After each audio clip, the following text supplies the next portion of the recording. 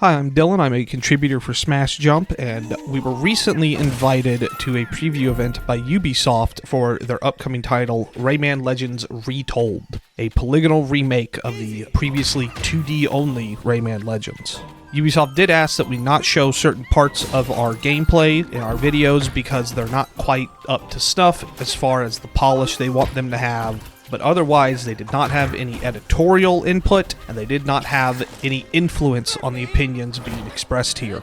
These are all my thoughts. They are all what I really felt about the game. Hopefully, you can see that come through a little bit with our footage here.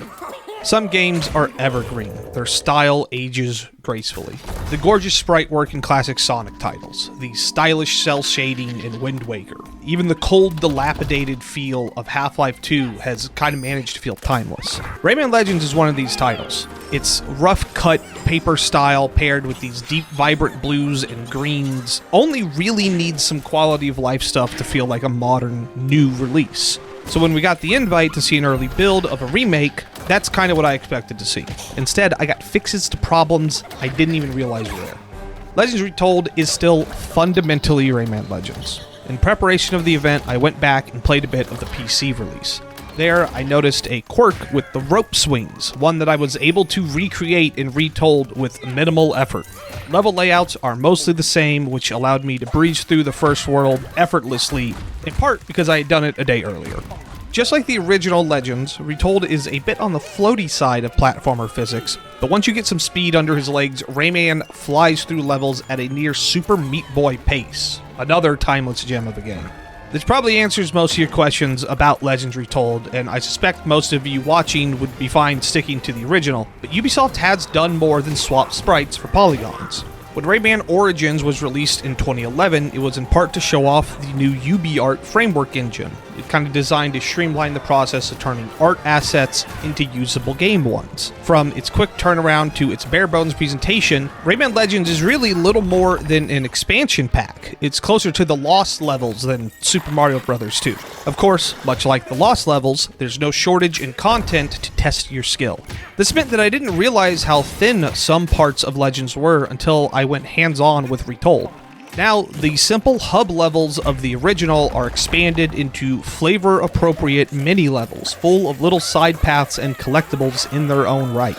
Just as a quick note, we can't actually show any of that. I'm kind of surprised, but they did ask us not to show off any of the hub levels, so you kind of just have to take my word for it. They look pretty similar to the main levels, they just have little side stuff that you can do in them, and obviously they have entrances to the levels themselves. I assume they want to put in a little more polish with them, or maybe because that is technically new content, they want to keep some of that a little more hidden. Legends also has a new proper story to match its predecessors, including voice work from Rayman's most prominent VA, David Gassman. Clear sky and sunny day. The move to Ubisoft's Snowdrop engine, used in titles like The Division and Star Wars Outlaws, has also opened up some new gameplay opportunities, namely dragon riding. Rather than the file tree style world design in the original, Retold gives the world a more rigid structure.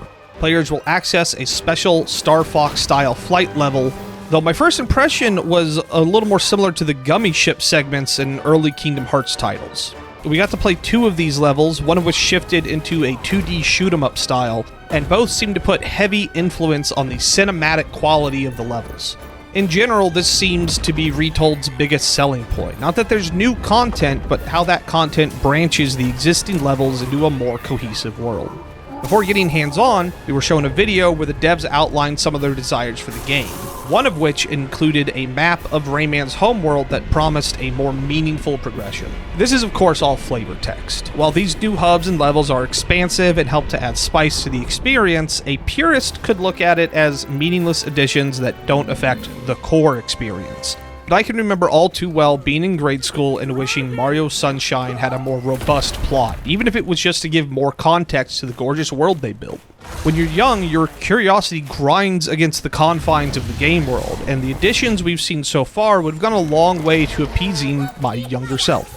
As an adult, I see platformers in a more pragmatic light. I'm chasing the tactile response of blitzing through a level and the rush of success, which is why I didn't notice the story deficiencies in Legends, and I suspect why it didn't hit the game's Metacritic score too hard. But I did appreciate these additions fairly quickly, and I suspect longtime fans will as well. This isn't to say it's all lore and world building being added. Along with the dragon levels and hubs, Legends Retold will receive a new additional world with a new light wielding mechanic and a new ending to buff out the experience. We didn't see much of this content, some surprises are being kept for its launch later this year, but we were promised content wasn't being sequestered to the end game or segmented off. New levels will be woven through the game, including fan-favorite musical levels. One screenshot seemed to depict a behind-the-back view of Rayman, maybe hinting at some more open-ended levels as well, kind of like Rayman 2 and 3. This new content is accompanied by additional score from Legend's original composer Christopher Harrell, with Grant Kirkhope assisting in the development of a new half-hour soundtrack. Grant Kirkhope, another legendary composer, a lot of rare games like Banjo-Kazooie and the like, as well as I believe he did some of the Mario and Rabbids stuff. Development of Legends Retold is being split between Ubisoft Montpellier, fresh off their resurrection with Prince of Persia: The Lost Crown, and Ubisoft Milan, who helmed most of the Nintendo crossover work Ubisoft developed on the Switch. The dual developer approach seems to be part of Ubisoft's sudden corporate restructuring from earlier this year, with no clear division on lead or support given.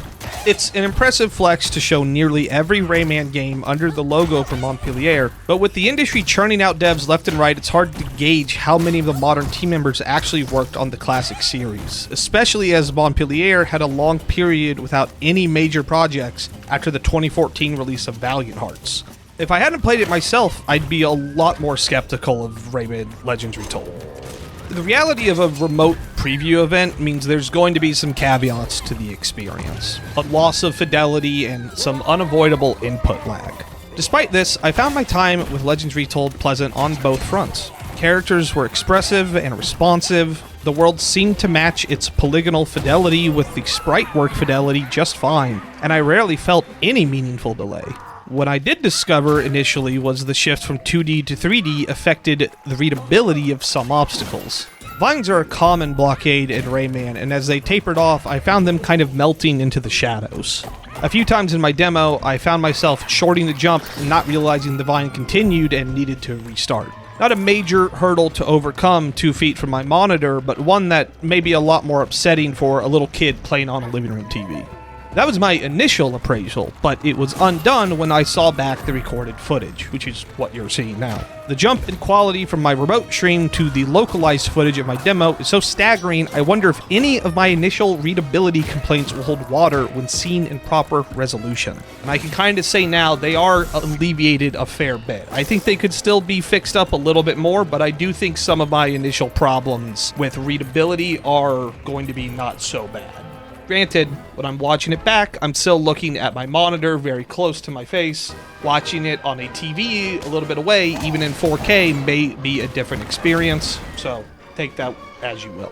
If there's anything else to take away from Rayman Legends Retold, it's that it feels like the start of a new era for the character, using Legends not just as a way to reintroduce him, but also to test new gameplay styles. It seems to promise a bright future for the Captain Laserhawk co-star. Ubisoft promised a return of Legends' extra game modes like Cave of Trials and Kung Footy, though we didn't get hands-on with them to see any changes.